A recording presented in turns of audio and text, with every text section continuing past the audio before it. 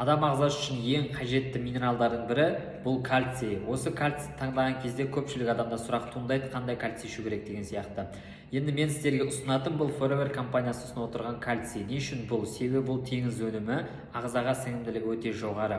Енді құрамына тоқталып кететін болсақ, құрамда көпшілік сұрайтын D витамині және де С витаминдері бар. Және де бұған қосып бірге магний, цинк, марганец деген минералдар бар құрамда. Осы себептен бұның ағзаға сіңімділігі өте жоғары.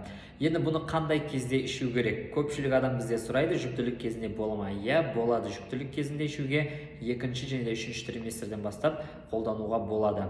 Одан кейін біздегі мына остеопороз деген ауруларға профилактикалық мақсатта ішуге болады. Сүйектің құрамын бір қалыпта ұстап қалу үшін.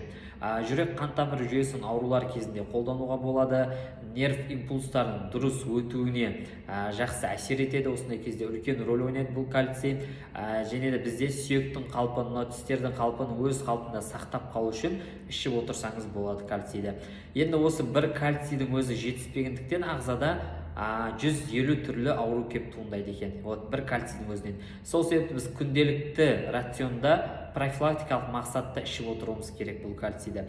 Біз кальций азайды деп мысалы анализ тапсырамыз, қаннан тексереміз, кальций норма шығады. Но бірақ ол сүйектің құрамында деңгейі төмендеп отырады. Ешкім оны сүйектен тексермейді. Сол себепті бұл кальцийді профилактикалық мақсатта қолданып отыруымыз керек екен.